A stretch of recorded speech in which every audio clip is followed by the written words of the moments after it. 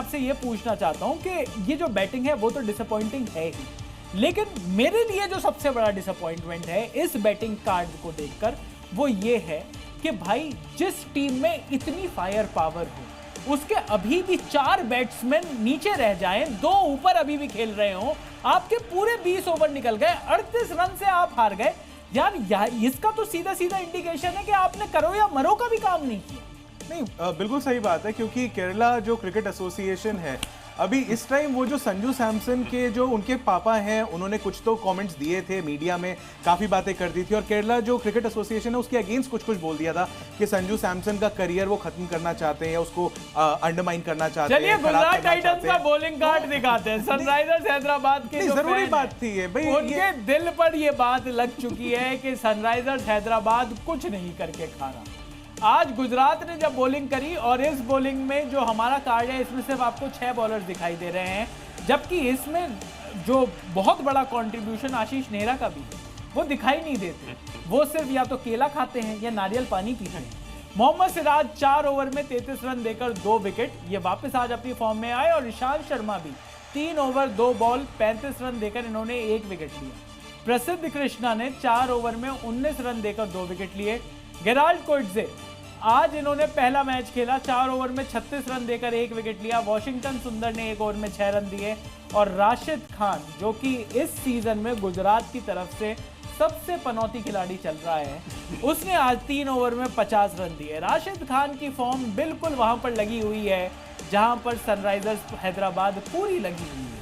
तो वो राशिद खान की खराब परफॉर्मेंस के बावजूद भी गुजरात ने बहुत अच्छी तरीके से इस स्कोर को डिफेंड किया, क्योंकि जहां पर गुजरात टाइटंस ने एक बड़ा स्कोर बनाया था, ऐसा लग रहा था कि सनराइजर्स हैदराबाद के बैट्समैन भी बड़ी आसानी से वहां तक आ जाएंगे, लेकिन ऐसा हो नहीं पाया। गुजरात मैच जीतकर गुजरात पहुंच गई है पॉइंट्स टेबल में नंबर 2 पर। पॉइंट्स टेबल हिल चुकी है, वो हम थोड़ी देर में बताएंगे, लेकिन अभी हम बात करेंगे मैच के बाबर आजम की। आज के मैच का कौन रहा बाबर आजम? बाबर आजम वो खिलाड़ी जो कि प्रदर्शन करता है अपनी टीम को हराने के लिए, उसका जीत से कोई मतलब नहीं है। आज के मैच में कौन रहा बाबर आजम? देख ले तो दिल कभी जलता है। आज का बाबर आजम रहे सनराइजर्स हैदराबाद के ईशान किशन। 17 बॉलों में 13 रन, स्ट्राइक रेट 76.47 का। ईशान किशन के बल्ले से जब बीच में रन नहीं आते तो इनको थोड़ी सी परेशानी हो जाती है। फिर ये उसके बाद इनके वीडियोस आते हैं, ये किसी अलग अलग नाइट क्लब में दिखाई देते हैं, वहां पर जाकर शायद ये अपने दिमाग को सही कर रहे होते हैं। इस सारे चक्कर में डोमेस्टिक क्रिकेट पर जब ध्यान नहीं दिया था तो बीसीसीआई का कॉन्ट्रैक्ट हाथ से चला गया था, पर बीसीसीआई का कॉन्ट्रैक्ट वापस आ गया। ऐसा लगा कि फॉर्म भी वापस आ गई जब पहले ही मैच में सेंचुरी आई, लेकिन ईशान किशन की परफॉर्मेंस उसके बाद बिल्कुल नजर नहीं आई।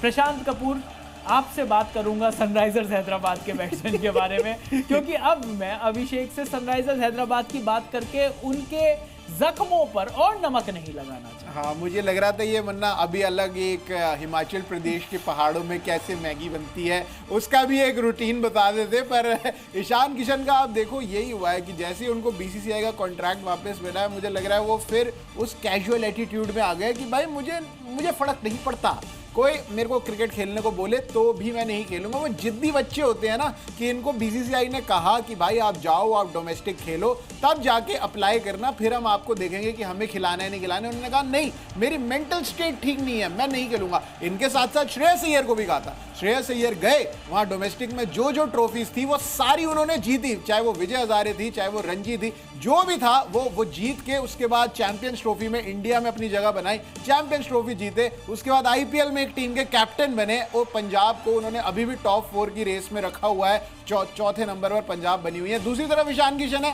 पहले मैच में आए 108 रन मार दिए, नॉट आउट गए, सबको लगा भाई ईशान किशन ने बदला ले लिया है बीसीसीआई से, बस उसके बाद खत्म हो गया बिल्कुल। बदला के बाद बदल गए, जज्बात बदल गए, हालात बदल गए, भाई सब कुछ बदल गया, और बदल गया है पूरा पॉइंट्स टेबल भी। पॉइंट्स टेबल पर थोड़ी देर में आएंगे। उस पॉइंट टेबल पर आने से पहले देख लेते हैं कि पब्लिक क्या बात कर रही है, क्या बोलती पब्लिक। सेगमेंट का हो गया है टाइम, जहां पर हम लेते हैं पब्लिक के सवाल। पब्लिक हमसे पूछती है सवाल और हम कोशिश करते हैं उनके जवाब देने की। अखिल नरूला का कमेंट आया है। अखिल नरूला का सवाल है कि ईशान किशन को कॉन्ट्रैक्ट मिल गया, उसके बाद भी इतने प्रेशर में क्यों हैं? अभिषेक मनचंदा, ये आपसे सवाल है कि ईशान किशन के बारे में अगर बात करी जाए, भूल जाइए कि वो सनराइजर्स हैदराबाद से खेलते हैं, इंडिया का प्लेयर है भाई जी। ये मैं आपसे पूछना चाहता हूं कि ऐसा क्या हुआ कि अब एकदम से इतने प्रेशर में क्यों दिख रहे? प्रेशर में तो दिख ही नहीं रहे वो, प्रेशर पता नहीं, चिल दिख रहे हैं वो तो बिल्कुल। चिल तो नहीं दिख रहे हैं। खैर, अगर प्रेशर में वो नहीं होते तो फिर हर बॉल एटलीस्ट मिडिल तो हो रही होती, वो एक इंटेंट तो दिख रहा होता कि शॉट मारना है, छक्का मारना है, चौका मारना है, कुछ एक आजकल तो इतने इनोवेटिव शॉट्स होते हैं, सब लोग खेलने की कोशिश कर रहे हैं। रोहित शर्मा से लेकर विराट कोहली जो कन्वेंशनल शॉट्स खेलते ज्यादातर, वो भी यहाँ पर आईपीएल में आके अपने इनोवेटिव शॉट्स का एक्सपेरिमेंट कर रहे होते हैं। और ईशान किशन जैसा प्लेयर जो पहले मैच में आपने बताया कि सेंचुरी मार दी और सब कुछ, मतलब इतने अच्छे से उनके लिए सारा एक ड्रीम स्टार्ट था इस टूर्नामेंट का, और सबको लग रहा था कि अब ऐसे ही अगर इनिंग्स खेलते रहेंगे इनको कॉन्ट्रैक्ट मिल जाएगा। अच्छा हुआ कि कॉन्ट्रैक्ट मिल गया, लेकिन उसके बाद भी इनकी बैटिंग में वो चीज दिख नहीं रही है। ऐसा लग रहा है दिमाग में, जहन में अभी भी कोई डर है, कोई ब्लॉकेज है जो उनको आगे परफॉर्म करने नहीं दे रहा है। क्योंकि मैं नहीं मान सकता कि जिस पिच पे साई सुदर्शन जैसे सिर्फ टाइमिंग के ऊपर चौके छक्के निकाल रहे हैं, मतलब छक्का तो नहीं निकाला बट एटलीस्ट टाइमिंग और प्लेसमेंट के बेसिस पे इतने बढ़िया चौके निकाल रहे थे, लेकिन ईशान किशन वहां पे टाइम कर ही नहीं पा रहे थे बॉल को। मतलब उनके लिए सिंगल और डबल निकालना भी इतना मुश्किल हो गया था, यानी कि ना टाइमिंग उनसे हो पा रही, बॉल लग रही थी वहीं पर रुक जा रही थी, अगर कोई लंबा शॉट लग भी गया तो भी मिस टाइम्ड है इतना भयंकर तरीके से कि वो चौके से पहले ही बॉल रुक जाती थी, इक्का दुक्का रन जो होते थे वो भाग के लेने पड़ते थे। मतलब एक तो टाइमिंग का भी उनका इशू चल गया, और उसके बाद प्लेसमेंट, उनके लिए सिंगल डबल निकालना, चौका छक्का तो बात की बात है, वो लग ही नहीं रहा था। शायद वो डर वही है उनके दिमाग में कि अगर मेरे से लग ही नहीं रही है, मैं कनेक्ट करूंगा तो कहीं ना कहीं कैच आउट हो जाऊंगा और मैं बहुत ही उसमें भद्दा लगूंगा आउट होते हुए। हुआ भी वही, और एग्जैक्टली वो तो इवेंचुअली वो जिस प्रेशर में थे, वो जो एक होता है ना, जनरली हमने बैट्समैन को देखा है कि जब कुछ बॉल्स ये जो जीरो लग जाती हैं, रन नहीं निकलते, उस पे एक रिलीज शॉट मारने की कोशिश करते हैं। बिल्कुल। ईशान किशन की पूरी इनिंग्स ही वही है, वो रिलीज शॉट की उसमें मतलब उसमें लालच में रहते हैं कि भाई कहीं से एक मिल जाए तो शायद थोड़ी मेरी जो नर्व्स हैं वो शांत हो, और उसके बाद मैं फिर बाद में थोड़ा सा मार के खेलना शुरू करूंगा। बिल्कुल। बट पूरे टूर्नामेंट में ईशान किशन की यही कहानी रही है, यही कहानी रही है ईशान किशन की, और हम सब चाहते हैं कि ईशान किशन वापस परफॉर्म करें। नहीं तो अगर वो परफॉर्म नहीं करेंगे तो वो झारखंड वाला जो मीम है वो फिर दोबारा फेमस हो जाएगा कि झारखंड को कोई कहां जानता है। लेकिन चलिए दूसरा सवाल लेते हैं। क्या है दूसरा सवाल? क्या बोलती पब्लिक में? क्या बोलती पब्लिक में दूसरा सवाल है केया सिन्हा का। कहती है कि शुभमन गिल की प्रॉब्लम क्या है, जब देखो अंपायरों से लड़ता रहता है। आज तो पिटते पिटते बच्चे हैं भाई अंपायर। बिल्कुल। प्रशांत कपूर, क्या प्रॉब्लम है शुभमन गिल की? इनको फेयर प्ले अवार्ड नहीं जीतना। मैं बताता हूँ इनके साथ प्रॉब्लम क्या हो रही है कि फेयर प्ले अवार्ड से क्या है, पैसे आ चुके हैं, ट्रॉफी के बहुत करीब ये पहुंच गए हैं, ऑलरेडी दूसरे नंबर पर पहुंच गए हैं।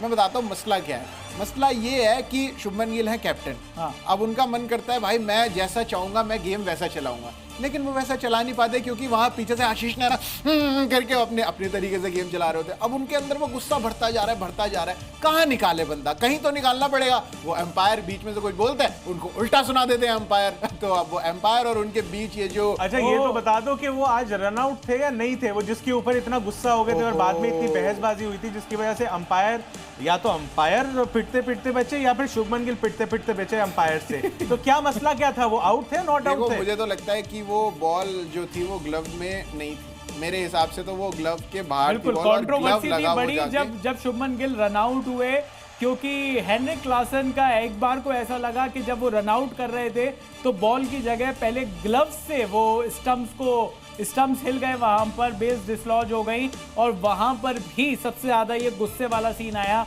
जहां पर ये सवाल है। लेकिन इसके बाद ये तो पता चल रहा है, उसके बाद भी एक बार एक और सीन हुआ वहां पर जब शुभमन गिल अंपायर से भिड़े। वहां पर वो LBW की कॉल थी जहां पर ये बॉल पता चला कि वो जो बॉल है वो लेग स्टंप के बाहर पिच हो रही है, जबकि वो अंपायर्स कॉल पर थी। वहां पर ऐसा लग नहीं रहा था कि वो अंपायर्स कॉल है, तो वहां पर शुभमन गिल नाराज हुए। लेकिन प्रशांत कपूर, जो आपने ये बात कही कि जब इतनी ज्यादा आपके ऊपर सिर पर बैठ जाए और इतनी प्रॉब्लम करने लगे, तो जो असली बॉस है, जो ग्राउंड पर जिसको दुनिया बॉस मान रही है, लेकिन अगर उसका भी कोई बॉस है वो वहां पर जाकर इस तरीके की बातें करेगा, तो शायद ये झुंझलाहट वहां से आ रही है। अगला सवाल क्या है, क्या बोलती पब्लिक में, वो देख लेते हैं। तो अगला सवाल है मोहम्मद अजीज का। कह रहे हैं कि हैदराबाद की गंदी परफॉर्मेंस के लिए कौन जिम्मेदार है? काव्या मैम। ये सवाल वैसे मैं अभिषेक से लेना चाहता था, पर इस सवाल का जवाब मैं शायद आप खुद दूंगा। मुझे लगता है कि हैदराबाद की गंदी परफॉर्मेंस का जो जिम्मेदार है वो है हैदराबाद का टेम्पलेट। हैदराबाद लगातार इतने मैचेस हो चुके हैं इस आईपीएल में, 10 मैच वो खेल चुके हैं, 7 मैच वो हार चुके हैं। उसके बाद भी उनको एक चीज जो नहीं समझ में आई वो ये कि भाई हर पिच पर पहली बॉल से बल्ला घुमा देने से रन नहीं आते। ये हमने देखा कि जब और भी प्लेयर्स कर रहे हैं तो वहां पर भी हाई रिस्क में हाई रिवॉर्ड नहीं मिल रहा। राजस्थान रॉयल्स को भी नहीं मिला, वहां पर यशस्वी जायसवाल हो या फिर दूसरी तरफ से जब कोई और आ रहा था, सब लोग पहली बॉल से बॉल की चमक उतारने के लिए तैयार थे। शायद सारे के सारे जो टीम्स हैं उनको गुजरात से थोड़ी तरफ देखना होगा कि किस तरीके से बड़े क्लासिकल तरीके से भी 6 ओवर में पहले प्लेऑफ में 80 रन आ सकते हैं, 20 ओवर में 200 के ऊपर रन बनाए जा सकते हैं, और कैसे स्ट्रीट स्मार्ट क्रिकेटर्स के साथ आप उस स्कोर को डिफेंड भी कर सकते हैं। क्या बोलती पब्लिक का, यही था हमारा सेगमेंट। वैसे इसका एक जवाब और है मेरे पास, अगर आप 20-30 सेकंड दे दे तो मैं बताना चाहता हूं कि अगर आपको याद होगा कि 2023 क्रिकेट वर्ल्ड कप के दौरान पाकिस्तान की टीम हैदराबाद आके रुकी थी जी, बड़े सारे मैच खेले थे, और आपको याद होगा कि कैसे बड़ी सारी स्टोरीज आती थी कि हैदराबाद की बिरयानी खाने के पीछे पाकिस्तान की टीम जो है बावली हो चुकी थी जी। तो जब ये हलीम कोरमे बिरयानी जो हैदराबाद वाली थी, जब उन्हीं जगहों पे वो पाकिस्तानी क्रिकेटर्स गए तो वहां थोड़ी सी नेस्ती डिपॉजिट हो गई थी। तो जब हैदराबाद की टीम वहां पे गई, सेम जगहों पे सेम खाने खाए, तो थोड़ी सी वो नेस्ती उन्होंने पाकिस्तान की टीम और प्लेयर्स वाली जो थी वो अपने अंदर एब्जॉर्ब कर ली। बिल्कुल। और ये पिछले साल उनके ऊपर असर नहीं हुआ, लेकिन ये एक ऐसा वायरस है जो बहुत टाइम के साथ अपना असर दिखाना शुरू करता है। अभी वो हैदराबाद क्रिकेट एसोसिएशन वालों से लड़ाई भी हो रही है। नहीं, वो तो अलग है देखिए, लेकिन ये वायरस हैदराबाद की टीम में बड़ी जोर से बाद में देखने को मिला, और वो पूरी नेस्ती जो है वो कोचेस से लेकर, ओनर से लेकर और पूरे जो आपकी टीम है उसके अंदर फैल गया है। एंड आप रिजल्ट देख सकते हैं कि पाकिस्तान जैसे एकदम घटिया नेशन, घटिया टीम है, बिल्कुल उसी तरीके से हैदराबाद की इस टाइम पे परफॉर्मेंस बिल्कुल सड़क छाप और बकवास चल रही है। बिल्कुल, मुझे लगता है कि ये वही वायरस है जो पाकिस्तान के भी जगह विशेष में घुसा हुआ है, जहां से दिमाग आप कहना चाह रहे हो। विशेष ही है भाई, दिमाग ही तो विशेष है, वही तो नहीं चलता उनके पास। बिल्कुल वो नहीं चल रहा। लेकिन चलिए पॉइंट्स टेबल में क्या चल रहा है वो हम आपको दिखा देते हैं। आईपीएल 2025 की पॉइंट्स टेबल में हो गया है बड़ा बदलाव। गुजरात टाइटंस पहुंच गई है दूसरे नंबर पर, आरसीबी को खिसका दिया है नीचे। मुंबई इंडियंस है टॉप पर, 11 मैच में इनके पॉइंट्स हैं 14। गुजरात टाइटंस, आरसीबी ने 10-10 मैच खेले हैं, इनके भी 14 पॉइंट्स हैं। तो 14 पॉइंट्स पर बड़ी लड़ाई चल रही है टॉप 3 में। पंजाब किंग्स है नंबर 4 पर, 10 मैच में 6 जीत के साथ इनके हैं 13 पॉइंट्स, और दिल्ली कैपिटल्स भी टॉप 4 की रेस में पूरी बनी हुई है क्योंकि इनके 10 मैच में हैं 12 पॉइंट्स। तो मुंबई इंडियंस ने एक मैच ज्यादा खेला है टॉप 5 में, और इसी वजह से वहां पर 2 पॉइंट्स एक्स्ट्रा भी है। लेकिन नीचे का हाल भी देख लेते हैं। लखनऊ सुपर जायंट्स 10 मैच में इनके 10 पॉइंट्स हैं, बाहर नहीं हुए हैं, लेकिन बिल्कुल थ्रेड से लटक रही है इनकी qualification scenarios. Kolkata night Riders 10 match में 9 पॉइंट, और उसके बाद राजस्थान रॉयल्स, सनराइजर्स हैदराबाद और सीएसके का तो वडक्कम हो चुका है आईपीएल 2025 से। वडक्कम शायद वेलकम को कहते हैं, ये एग्जिट गेट पर खड़े होकर वेलकम हो रहा है। तो यहां पर ये 3 टीमें बाहर हैं। टॉप 7 में कौन सी 4 टीमें पहुंचेंगी प्लेऑफ्स में, ये है सबसे बड़ी लड़ाई। अब कुछ ही देर में कौन सा मैच है, नेक्स्ट मैच क्या होगा आईपीएल 2025 में, इस बारे में देख लेते हैं। आईपीएल 2025 का 52वां मैच है RCB versus Chennai Super Kings. Royal Challengers Bengaluru Rajat Patidar की कप्तानी में शानदार परफॉर्मेंस दे रही है, और अगर चेन्नई सुपर किंग्स जो कि 10वें नंबर पर है, इनको ये बेंगलुरु में पीट देते हैं तो रॉयल चैलेंजर्स बेंगलुरु फिर से आईपीएल 2025 की पॉइंट टेबल में पहुंच जाएगा नंबर 1 पर। तो भाई ये जो आईपीएल है ये चल रहा है बहुत ही अलबेला, क्योंकि यहां पर रोजाना हो रहा है खेला, और हर खेला के साथ पॉइंट्स टेबल बदल रही है। आईपीएल 2025 पर हमारी ये कवरेज लगातार जारी रहेगी जी न्यूज पर। Thanks for watching the cricket show. मेरा नाम है चैनल सोगी, आप देख रहे हैं जी न्यूज।